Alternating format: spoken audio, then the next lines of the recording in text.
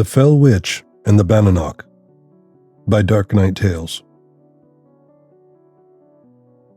"Whoa," Nick said in muted surprise, halting abruptly. He was standing on a slight rise a little way ahead of me, one hand resting on the winter-bare trunk of an old oak. I saw him raise his camera and take a few shots of the landscape ahead, hidden from me by the rise in the forest floor. We'd been climbing a slight incline for a bit, and it looked like it crested where he stood, dropping away beyond. "What, did you find another frozen stream for me to bust my ass on?" I asked sourly. I was still favoring my sore ankle from where I had slipped on that patch of ice an hour ago and twisted it a little. It didn't hurt too bad, I guess, but the long hike through the uneven terrain of the woods didn't help it, or my mood for that matter. I sidestepped a rock protruding from the frozen ground as I approached where he stood, careful in my footing.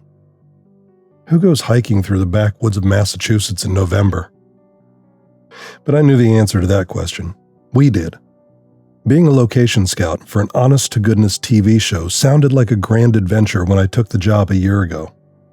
The fact that it was a paranormal show only added to the excitement and the mystique. Unfortunately, the reality wasn't quite as glamorous or exciting as the fantasy had been in my mind. Most of our time was spent on the road, living out of motels and eating greasy truck stop food or whatever fast food appeared at the next exit on the highway. I'd definitely seen some interesting sights over the last 13 months, but I was starting to mentally balance the benefits against the monotony. I think I had built it up in my mind that we would be the first ones of the entire production crew to really experience the sights that would be used as segments in the show. Maybe we'd even get to see something truly amazing during our scouting.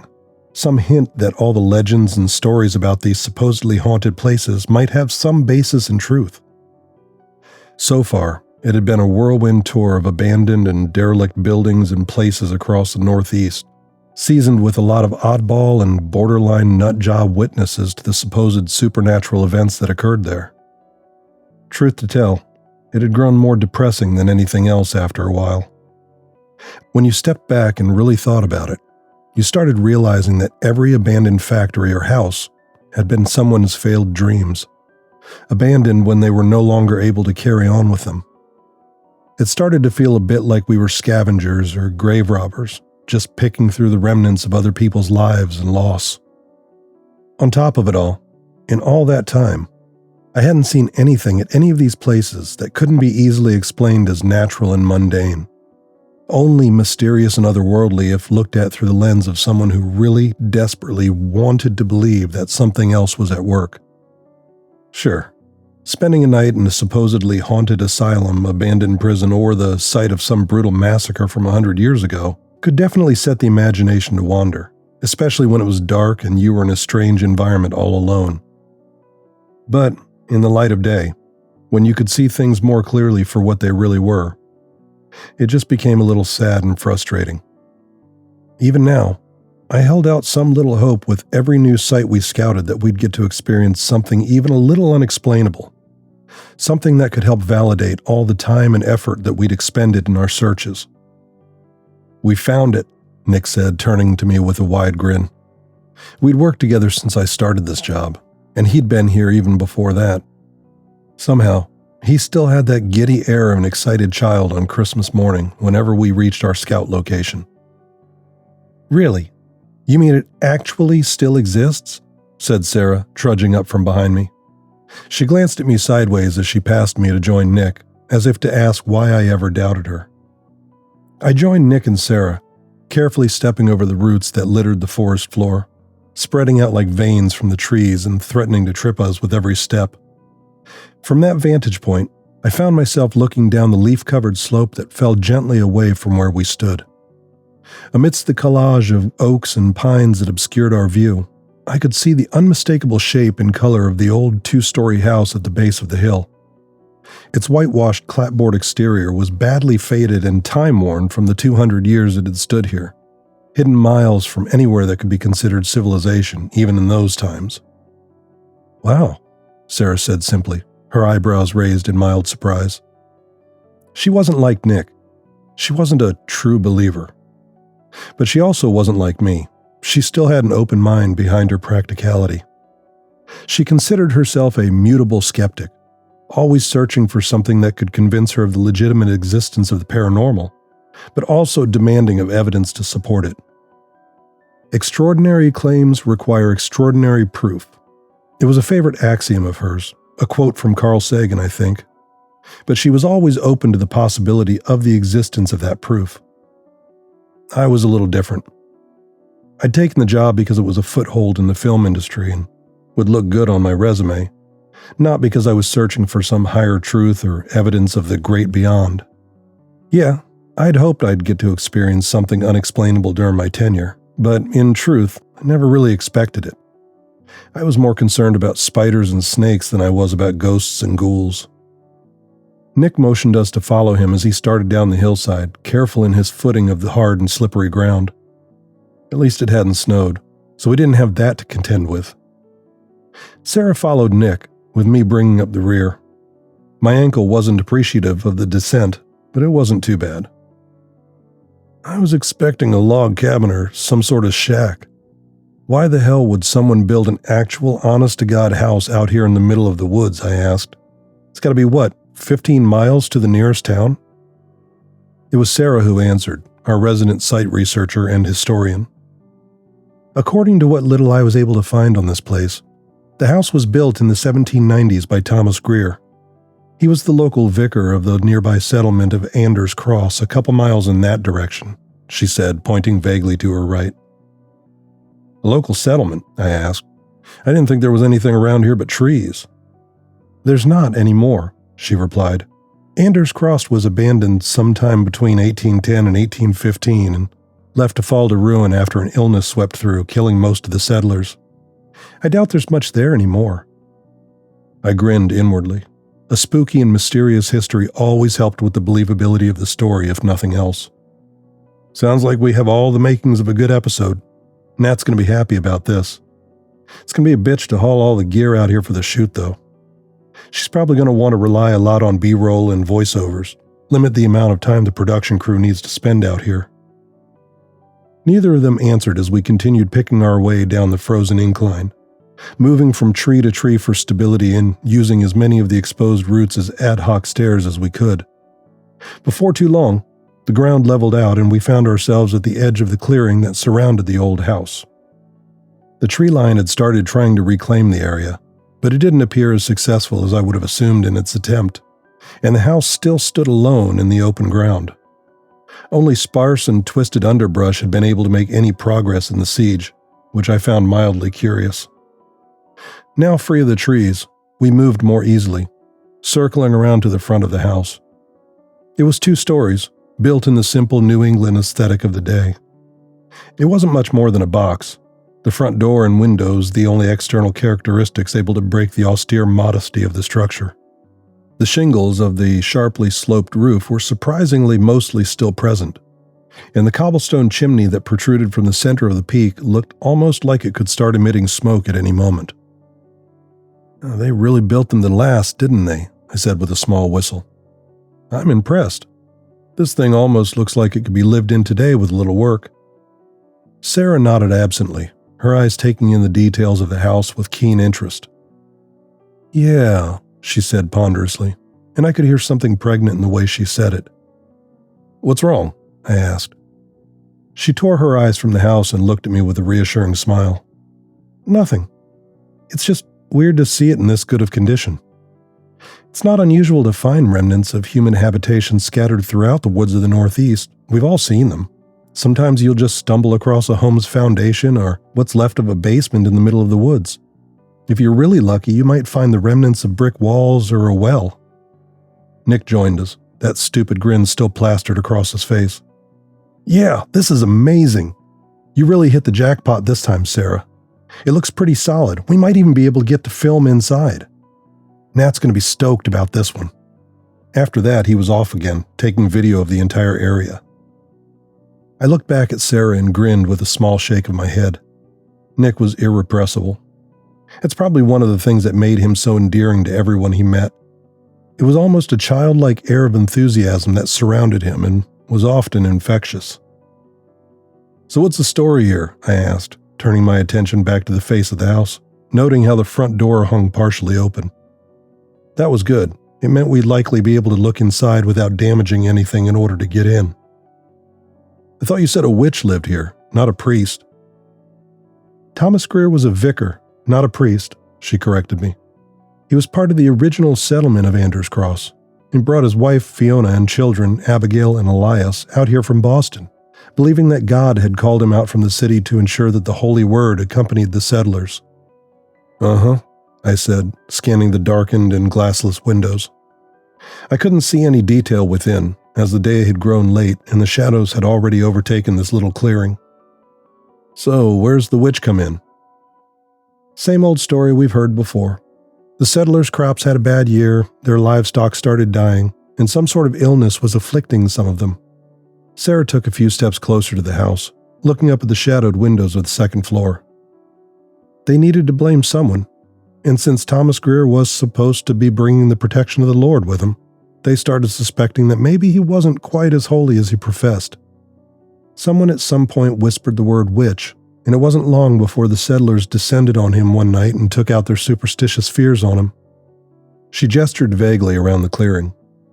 According to the diary of Abigail, his daughter, they hauled him out in the middle of a stormy night and hanged him from one of these trees.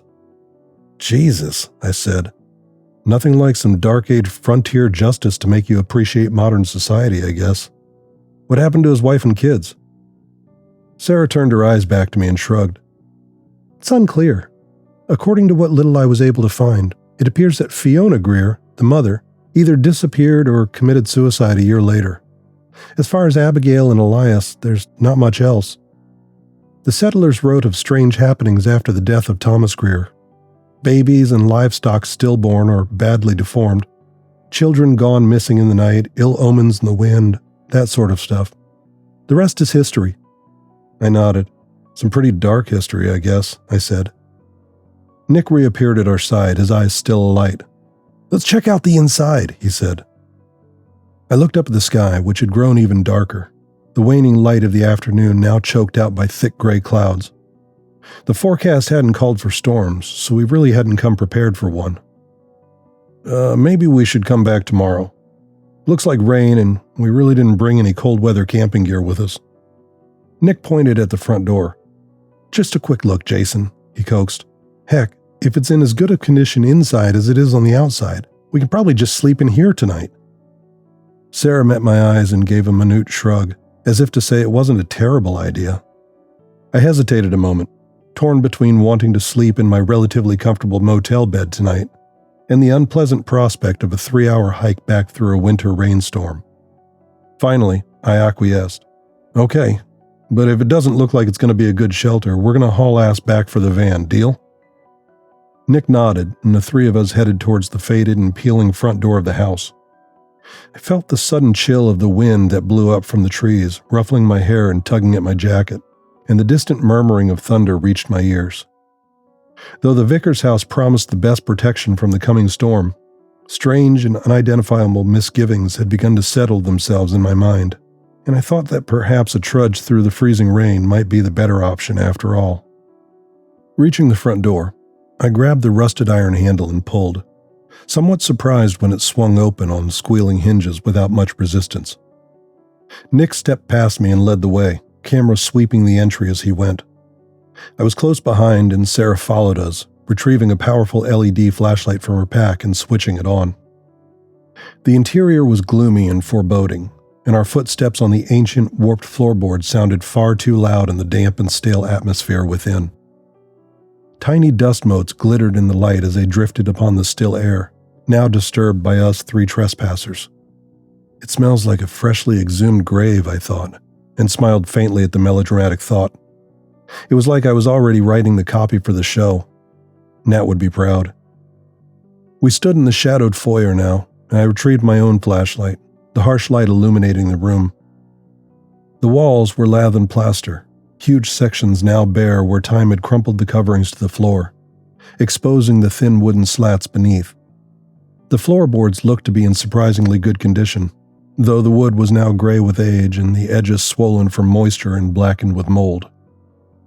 It looked as if there had at one time been a carpet runner in the center of the room, but now all that remained was the ghost of a silhouette to mark its passage.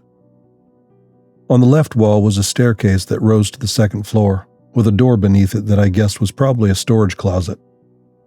To our right, a squared archway led to what looked like a dining area, with a long rectangular table and benches on either side. Its surface was covered with a moth-eaten tablecloth, its design faded beyond recognition.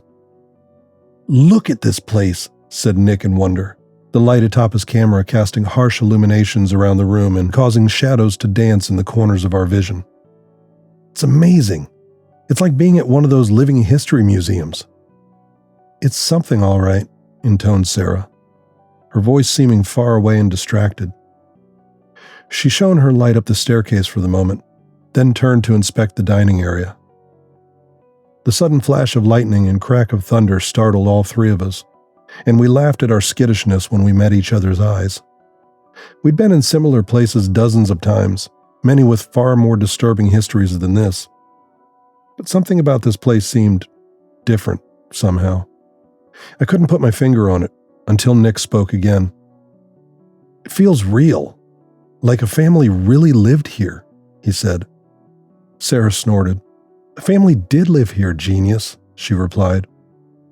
"Yeah, I know, but everywhere we've gone before has felt like we were just looking at an old photograph, like the life was long gone from the image. This house, though, doesn't feel like that. Doesn't feel dead. Feels like, I don't know. Like it's waiting for them to come back," I said. Nick looked at me, his eyes a little wider and less awestruck than before. He nodded. "Yeah, exactly." The three of us turned back to the open doorway as the sound of rain reached our ears from outside, growing quickly from a soft pattering breath to something that sounded remarkably close to the angry hissing of a frying pan. Inside, we were dry and protected from the sudden downpour, and I was glad Nick had convinced me to stay. To say the march back through the winter rain and woods would have been miserable would have been an understatement. We dropped our packs inside the entryway and wandered around the ground floor, taking in the place. Time-worn chairs sat before a soot-blackened hearth in the sitting room, their cloth covers little more than ragged remnants hanging sadly over wooden frames. Beside the hearth leaned a small bookshelf supporting dozens of ruined books, their pages bloated and indecipherable from moisture and age. The kitchen was the same, though here the ravages of time took their toll by way of the rust and corrosion that inexorably ate away at the iron utensils and cutlery. After exploring the rest of the ground floor, we found ourselves back at the foyer, standing next to what I had assumed was the understairs storage. I was preparing to head up to the second floor to continue our investigation there when Sarah opened the door and made a small choked sound of surprise. I backed away from the steps and joined her at the open door. "What is it?" I asked. "A cellar, it looks like," she said, nodding down to the blackness beyond the small doorway. I could see the stone stairs descending from where we stood in the illumination from our flashlights. Nick joined us, nudging between us with his camera before recoiling with a sour expression.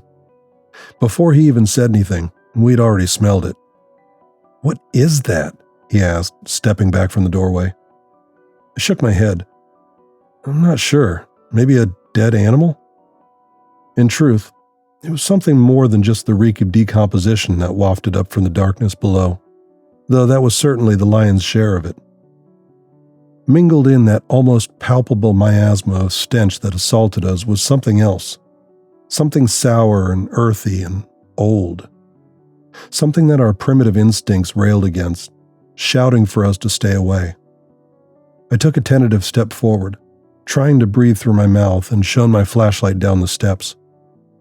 The beam was bright and licked the stone and clay stairwell without difficulty. The walls glistened with moisture, and the worn steps looked slick and covered with that same mold that was staining the edges of the warped floorboards.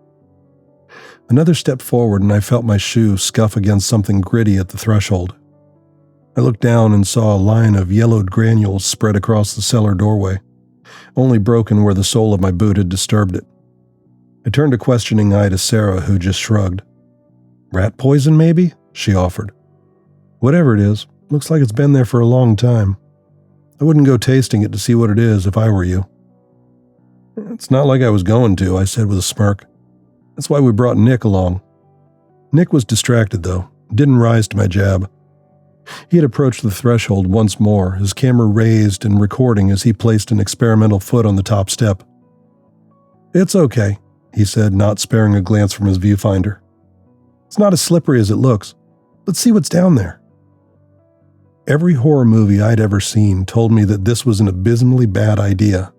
But deep down, I didn't think we'd find anything other than the carcasses of a few dead animals that had found their way into the cellar and were unable to find their way out again. Nick took another step, and I followed his lead. I felt Sarah's hand on my shoulder to steady her balance as she stayed close. I thought I could feel a slight tremble in her grip and wondered what had her so rattled about this place. I glanced back at her and saw her narrowed eyes, keenly watching her footing as we slowly descended. There was something else in her expression, though. Something was occupying her thoughts. "You all right?" I asked, turning my eyes back to the slick stone beneath my feet. "Yeah, sure," she said after a moment. "I just feel like I'm missing something." "Like what?" I asked. "I don't know. It's like there's something at the back of my mind, just out of reach." "It's nothing," she said, and I could hear that she had already pushed it aside, whatever it had been. Nick finally reached the bottom of the stairs and turned left, disappearing around the corner of the wall. I followed, and we found ourselves in a wide stone cellar that looked to run the length of the house above.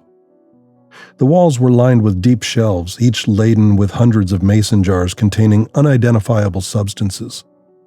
In the far corner lay the remains of what appeared to be burlap sacks, the cloth long since having deteriorated enough to spill their contents in a lumpy pile of the same yellowed granules we'd seen at the head of the stairs.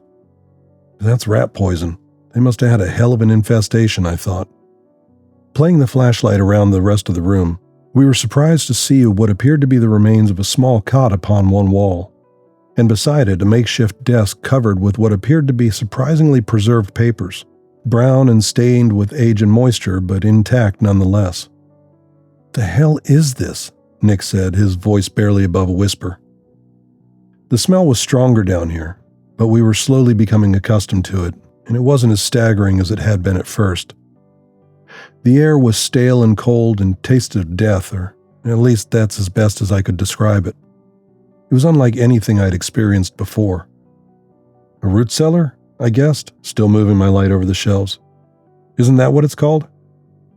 Sarah nodded. "That's one name for it. I think it might have been used as one, at least at one time."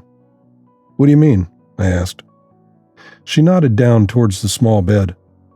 "Clearly, someone decided to live down here at some point. I don't see any empty jars or containers anywhere, so I don't think they were subsisting off the supplies." She walked slowly over to the table, shining her light across the pages. "Holy shit," she whispered, picking one page up and examining it closely. "I think these were written by Abigail Greer." "No kidding?" I moved to her side, peering down at the precise and compact handwriting neatly filling the pages. Intermixed with the script, which I couldn't get a good enough view of to try to read, were strange drawings and symbols. "That's great news. Can you imagine what this is going to do for the show? We've actually discovered previously unknown historical documents written by Abigail Greer herself, sole survivor of the Greer family." "What's it say?" Nick asked from across the room, lowering his camera for the first time since we entered the cellar. Sarah stared a long moment at the pages, turning her attention from the one she held to the others scattered across the wooden table. A frown adorned her face as she examined them. "It's difficult to read. It's like a mix between Middle English and Old German." "Is that the same as how she wrote her diary?" I asked. Sarah shook her head but didn't look away from the pages. "I don't know. I never had the originals. I only had a transcribed version that was sent to me from the Massachusetts Historical Society." I pointed at the symbols on the pages. "What are those?" Again, she shook her head. "I don't know." "Well, I'm no expert, but that looks like some black magic Necronomicon type stuff there," I said. "Thought you said her father was falsely accused." "He was," Sarah answered, replacing the papers to the table as she turned back to faces. "It was rumored that after his death and her mother's suicide, Abigail Greer actually did turn to witchcraft to try to seek revenge on those that had a part in it. But it was just rumor and nothing about it was mentioned in her diary, so it's been largely discounted. A creaking sound from somewhere above us drew our eyes to the ceiling in unison. It was accompanied by the howl of the wind as the storm grew in intensity outside. As we reflexively raised our lights toward the sound, we all gasped in surprise. Words scrawled in a careful and spidery script covered every inch of the bare floor joists above our heads, high enough that even the tallest of us wouldn't have been able to brush the wood with our fingertips. Whatever had been used to write it was dark and off-black in color and very fine. The hand was steady and neat, but the indecipherable words were written in such a compact and precise manner that it was difficult at first to even recognize it as text. The sentences, if that's what they were haphazard in their orientation, and some lines overlapped others, creating a chaos that hurt my eyes to look upon. That looks almost like Gaelic, but how could she have even done this? I asked, my mouth agape. That ceiling has to be 9 feet high. Sarah only grunted in reply, her eyes fixed upon the writing as she meandered about the cellar, scanning it with her flashlight beam. I heard her breath catch in her chest and looked over to where she stood, transfixed by an elaborate circular diagram directly above her. "Holy crap," she breathed. "Would you look at this?" I moved to her side, looking closer at the diagram. It was elaborate and complex in its construction. 2 concentric circles, the largest almost 6 feet across and perfectly constructed. A crude representation of a cross dominated its center, though in truth it looked more like a plus sign than a cruciform, each of its 4 ends nearly touching the inner circle and terminating in unfamiliar symbols that were vaguely reminiscent of Arabic writing. When I looked closer, I realized in awe that the concentric circles, the cross, and the symbols themselves were all constructed from more of the nearly microscopic text, not solid lines as I had first thought. "The fuck is this?" I said to no one in particular, spinning in a slow circle beneath it and trying to discern any of the words. What was Abigail doing down here? Nick came over, holding his camera up at the symbol and frowning. After a moment, he lowered it and was fiddling with the controls, his face scrunched up in consternation. "Okay, that's weird," he said and looked up at us. "The camera doesn't see it. It's just a blank ceiling, all of it." I frowned and looked at the viewfinder he held out to me. He was right, of course. The replay only showed the aged timber of the joists and the floorboards, covered in spider webs and streaked with more of that same black mold we'd seen upstairs. What could cause that? Maybe the ink just isn't showing up on infrared or something. That happens sometimes, right? Sarah asked, looking down at the display as well. Nick shook his head, and I saw that his previous enthusiasm had long since waned. This place wasn't quite what he had been expecting. "No. I mean, yeah, that can happen. But I'm not using the night vision. I'm lighting it normally. It should see whatever we see." The door at the top of the steps groaned as the wind rose momentarily, and we could almost sense the house above us straining against the storm's fury. I looked at my companions and then glanced over my shoulder at the foot of the stairs, the bottom step peeking around the corner at us as if wondering if we were coming back, or watching to see what happens to us down here. "Maybe we're better off heading back upstairs and saving the cellar for later," I suggested. To my relieved surprise, Nick and Sarah both nodded their agreement without debate, both looking a little unsettled. We turned back in the direction of the staircase and froze, unable to comprehend what it was we were seeing at first, unable to reconcile it with what we had known was real.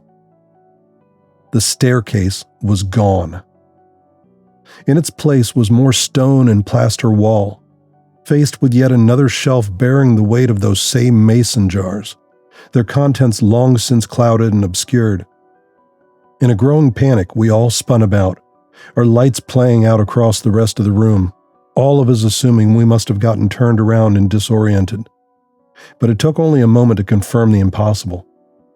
The room was different now than it had been only moments before. It was then that we realized other things had changed as well. Oil lamps hung from hooks scattered around the room, providing a dim and flickering illumination of the shelves and their contents. The pages that had previously been scattered across the small desk were instead now arranged in a neat pattern across its surface, lit by 4 guttering red candles, one at each corner of the table like silent sentries. "What the hell?" Nick exclaimed in shock, and I felt my world shake for a moment, as if my brain was trying to process what was happening and was failing horribly. What just happened?" I said, my voice shaking and coming as a hoarse whisper. My eyes alighted in that moment on something else that had changed in the dark cellar. One of the shelves had been swung away from the wall, exposing a roughly excavated tunnel entrance in the plaster and stone. Our lights showed us that the Stygian darkness beyond looked to be some sort of a natural cave, winding inward and downward into the heart of the hillside. I looked over to Sarah, who now stood back at the table, studying the papers intently. Her face was twisted in a frown, but I didn't think it was a sudden shift in reality that was her focus now. "Sarah?" I asked carefully, not sure if the shock of the moment had perhaps been too much for her to accept. Couldn't understand why she would have turned back to the desk when faced with the impossibility that stood before us now. She answered without looking up from the pages. "The whole thing is backwards," she said, flipping the page and continuing her study of the next. "I don't think Abigail Greer turned to witchcraft after her father died. Listen to this. I fear that my father's loss last season was too great a burden for Mother to bear. She has turned back to the old ways of her Celtic ancestry, to that black knowledge that she swore to abandon when they first wed. For 15 years she kept that promise, bringing me and my brother into this world under God's holy light. But I have found the entrance she has unearthed in the dark of the cellar. I have seen, to my horror, the ancient scrawling that cover every inch of this place, and the madness of the signs that she has constructed. My mind rebels, and I have prayed for the Lord's guidance, but I have heard nothing. I no longer feel His light in this place. I am afraid that Mother's descent into this madness and evil has shadowed my family and removed us from God's grace. We are alone now. I've heard terrible sounds from the entrance of the pit, and we have not seen Mother in nearly a week. Elias is taken ill, and I fear that he may follow my father to the grave if he does not soon recover from his malaise." She paused and looked at me, still holding the page. I frowned. "I thought you weren't able to read them." Sarah shrugged and shook her head in confusion. "I don't know how to explain it, but these pages are written in colonial English. Not much different from what we speak now. Definitely not that gibberish we saw before." "Well, that's the least of it," I said, looking back over my shoulder. Nick had moved closer to the rough opening in the cellar wall, shining his camera light into the tunnel. I raised my voice. "Nick? Don't wander, yeah?" He just spared a quick glance at me and gave a vague nod and a half-hearted wave before turning back to the tunnel. "What else does it say? Anything about spontaneously redecorating of the cellar?" I tried to force a little humor into my voice to lighten the tone, but even before the words left my mouth, I knew they'd fallen flat. Sarah picked up another sheet from the table. "This one must be from later. There aren't any dates, but listen. I saw Mother today. Elias has only grown worse. His skin is hot to the touch, and he cannot keep down broth or bread. My brother is wasting away before my eyes. I ventured down to the cellar, which I had been avoiding for a week or more, and called for Mother in that dark and black tunnel. I pleaded with her to come help Elias, and eventually she emerged. When first I laid eyes upon her, I barely recognized her for who she was. It seemed almost that she had gone nearly feral, so wild were her eyes.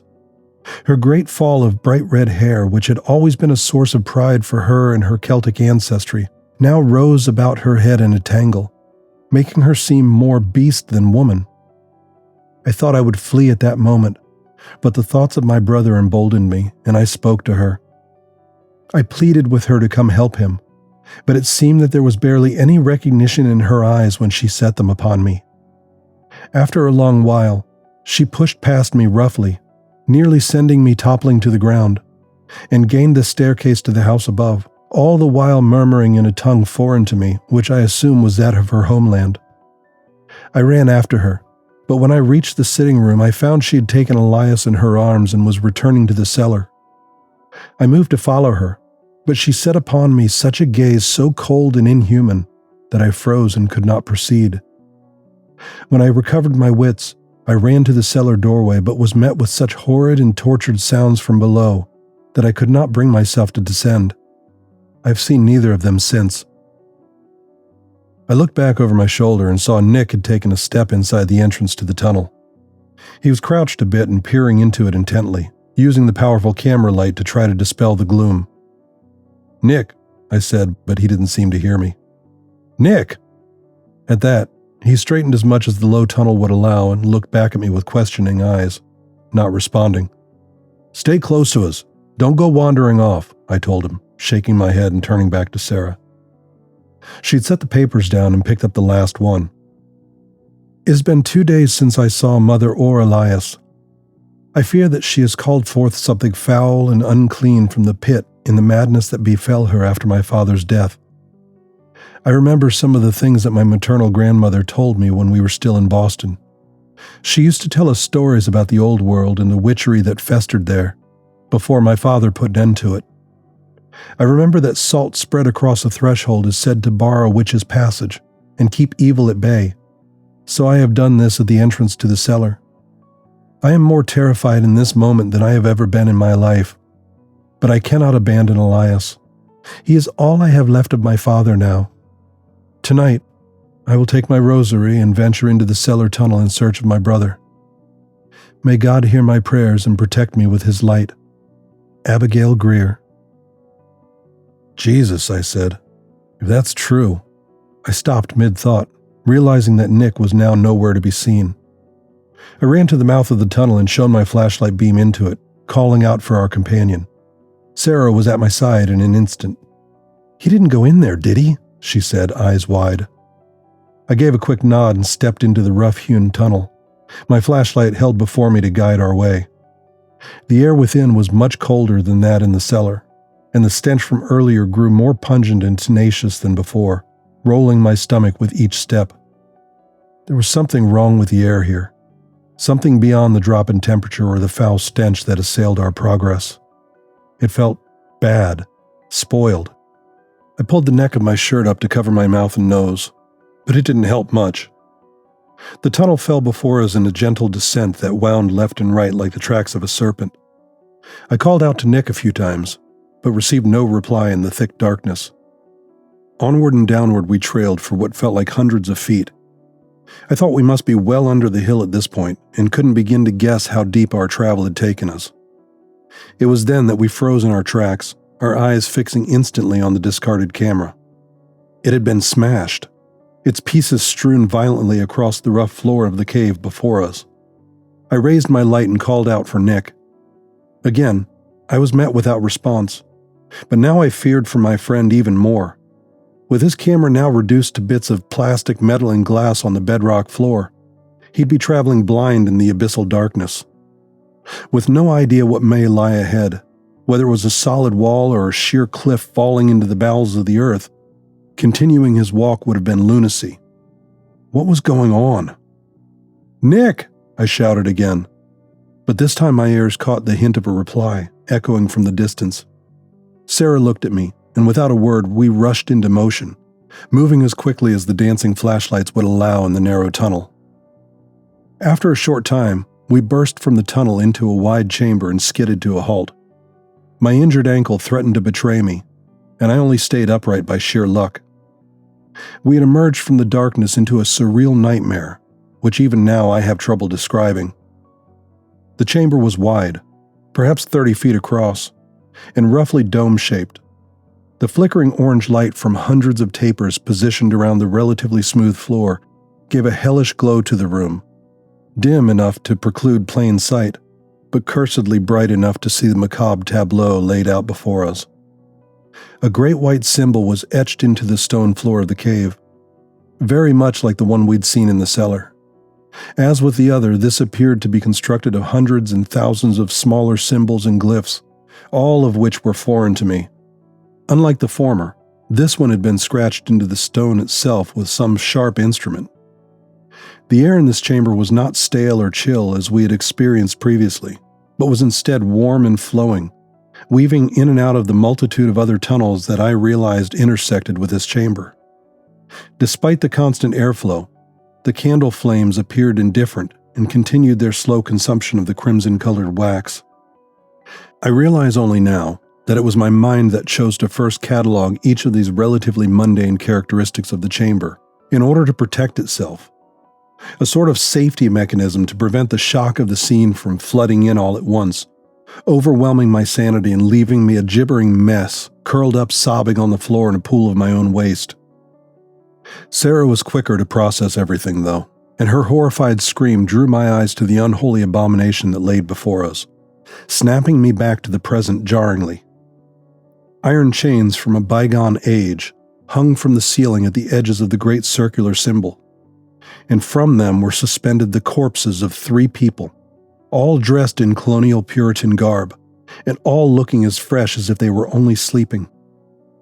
My eyes darted from one to the next, disbelieving in what I was seeing, and I felt my mind lose a little more of its grip at that moment.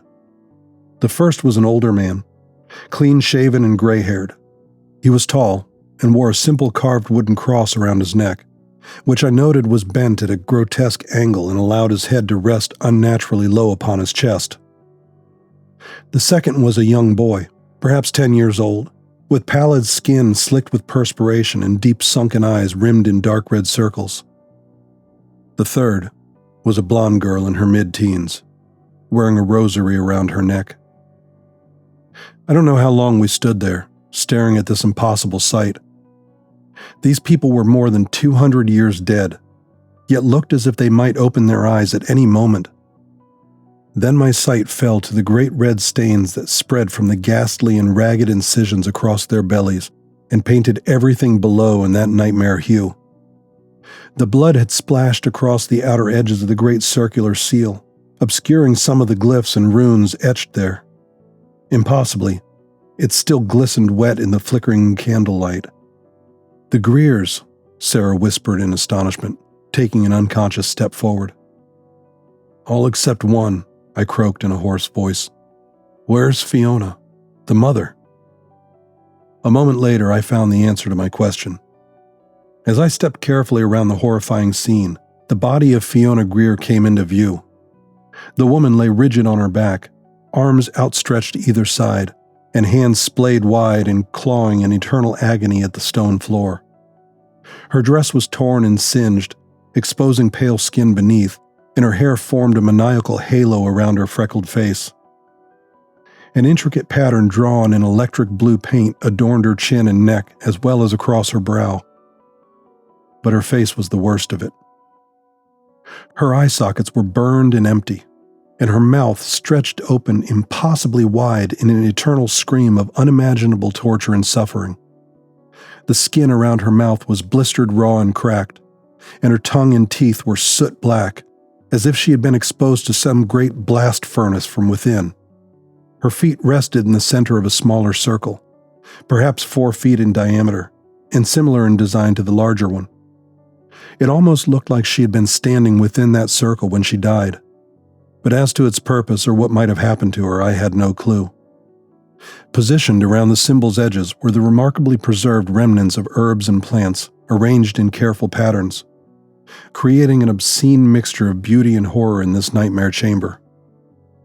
I stared in shocked silence for a long while, unable to wrest myself back to the sane thought and action, until Sarah snatched at the shoulder of my jacket, pulling me away from the gruesome sight. "Bananach!" she hissed, jabbing her finger at a symbol on the floor just outside the smaller circle. "Stupid woman! I know what happened here," she said, pulling me towards the cave we had entered from. "Jason, we need to leave now." I hesitated. "But Nick," I said, the words feeling flat and feeble in my mouth. She pulled my face down to meet hers, locking eyes with me. "He's gone. We need to get out of here now, or we're going to end up like her." I hesitated another moment, something instinctual preventing me from leaving my friend behind in this chamber of horrors. Then, a ghostly howling, simultaneously mournful and predatory and hungry, reached us, rising from somewhere in one of the other tunnels adjoining the chamber, making the decision for me. Sarah shoved me hard in the direction of the exit with a fierce grunt and set me running, her footsteps close behind. I ran as hard as I could, leaving that chamber behind and navigating through the rocky tunnel. I can't tell you how many times I missed a turn during our flight and slammed heavily into the jagged rock face, but by the time we finally emerged into the cellar once again, I was bleeding from a dozen cuts on my arms and face. I collapsed hard to the dusty floor, knocking the wind from myself in the process. Sarah stepped over me without a word and rushed to the corner of the room, where the long-since deteriorated sacks had spilled their contents over the floor. I frowned, not understanding what she was doing. "Sarah, what?" I started, but froze at the sound of something racing frantically through the narrow tunnel, growing closer with each breath. I could hear rocks dislodged and fall with its passing, and I wondered at what could do such a thing. The next moment, a howling scream of some otherworldly terror rattled from the shadows, reverberating in my skull and ringing my ears.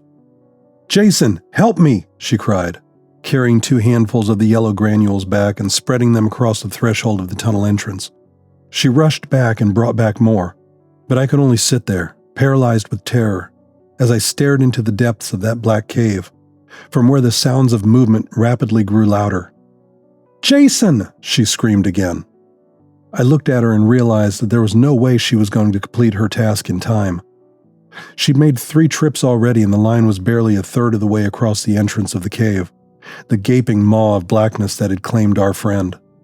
I cursed, but in that moment I saw that the cellar was once again in the state in which we first found it, including the staircase.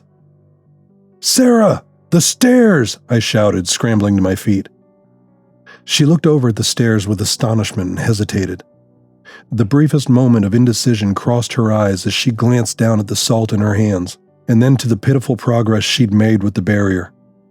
A moment later, she slung the salt aside and launched herself behind me, making for the stone stairs at a dead run. I had just turned the corner and was taking the steps 2 at a time when I heard whatever pursued us finally reach the cellar. The crashing and splintering of the shelves rang out loudly in the still air, but I kept my eyes on the rectangle of light ahead of me that promised salvation. I heard her footsteps close on my heels, and for a moment, I thought that the staircase seemed much longer than it had when we first descended it. Still, I pushed harder, my breath ragged in my chest. Finally, I threw myself over the last few steps, landing hard on the warped floorboards and slamming my shoulder into the opposite wall. My head spun and my vision blurred for a moment, but then I was looking back at the open doorway, willing Sarah to hurry. She was farther behind me than I had thought, and I still couldn't understand why it had taken us so long to climb the steps. There couldn't have been more than 20 of them, I was sure. I could see her silhouette racing up the stone steps toward me, and I reached out to her, ready to snatch her out of the stairwell as soon as she was within reach. But then I also saw the twisted, distorted form racing up behind her, impossibly fast and impossibly close. I heard a hissing howl as it chased her, mixed somehow with the faint and distant screams of the damned, and then glowing embers of its eyes fixed upon me, and I thought I could sense a cold smile of triumph on its unseen face. "Sarah, come on! I've got you!" I screamed, my voice breaking. She was going to make it. She was so close I could almost feel her warmth on my skin. She finally reached the top of the steps and launched herself towards my outstretched hands, the huge shadow looming directly behind her. Her eyes were wide in terror, and her mouth gaped open with the exertion of her flight. Sarah's fingers brushed mine, and then a sudden darkness, blacker than coal, filled the doorway and enveloped her in an instant. And then she was gone. The shadowed darkness faded into wisps and tendrils of sooty smoke that swirled in eddies with her passing, and dissipated until none were left. The stairwell was empty, silence once again returning to the house, save for the steady hiss of the rain outside upon the frozen ground. I was alone. I sat there for a long while, unfocused eyes fixed upon the empty cellar doorway. I might have been in shock, but I don't think it was anything so clinical. My coworkers, my friends, were gone, and I had no way to explain what had happened. I didn't dare return to the cellar, and I knew that the only thing that was keeping that thing confined, the only thing that had likely saved my life, was the salt that Abigail Greer had spread across the threshold 200 years before. Wearily, I eventually hoisted myself to my feet and grabbed my backpack from where it lay near the open front door. Wind had blown the rain in and covered it in a freezing mist, but I barely noticed. That was 2 months ago. I eventually made my way back to the van and called the police, telling them that I'd woken up that morning at our motel to scout a location, but both of my coworkers had disappeared sometime in the night. It was a weak cover, but I didn't know what else to tell them. The truth would only land me in a nut house, or worse, implicated in the murders of Nick and Sarah. Bananach. Sarah had used that word in the chamber. It was the only clue I had at first, and it wasn't much of one. But after a few days of research through some areas of the internet I'll never traverse again, I think I know what she meant. She was always the smart one. I've never seen anyone so versed in as many obscure bits of information surrounding the paranormal as her. I also knew she'd always had an interest in the history of witchcraft and the black arts, so it shouldn't have come as any surprise that she had pieced it all together so quickly, while I had just barely been holding on to my sanity. She would have known. Sarah knew that Fiona Greer had been raised in Ireland, and her mother had taught her the ways of Celtic witchcraft. She would have spent weeks researching in preparation for this location scouting. She would have known that Fiona was versed enough to ensure she was protected from the demons she was trying to summon to avenge her husband's death, even if it meant the grisly blood sacrifice of her own children. But it had been a long 15 years since she had last been familiar with the ways of mysticism, and her madness had driven her to recklessness. The yellow flowers were what stuck out in my mind. In Ireland, they would have been colt's foot, but that flower didn't exist in Massachusetts in the 1800s. So she had used the closest substitute she could find, daisies. But the tomes of witchcraft were very specific, I learned, and each component intended for its own particular purpose. In this case, colt's foot was intended to protect the witch from the demon they summoned, the Bananach. I can only surmise that, when the summoning was finished, Fiona Greer was left with nothing to protect her from the horrifying entity she had raised and had paid dearly for her mistake. I quit my job after that and have been living off my meager and rapidly dwindling savings since then. I've been haunted by terrifying visions every night since that day and rarely sleep more than a couple hours at a time anymore. Last night, I woke with a start, covered in sweat and wide-eyed, the phantom howl of some unremembered dream still fading in my ears. My unconscious mind had wandered back to that day and turned everything over, reliving every hellish moment. And it was then that the mental image flashed into my awareness like a freeze frame, draining the blood from my face and sweeping over me with the cold wash of nausea and the sudden horrifying realization. It was the image of the yellowed granules spread carefully across the cellar threshold. The neat, unbroken line of salt placed there by Abigail Greer as a ward against the darkness she knew her mother had summoned. It was the memory of how I had broken that barrier with the careless and ignorant scuffing of my boot, before we three had started our descent to the cellar on that stormy November day.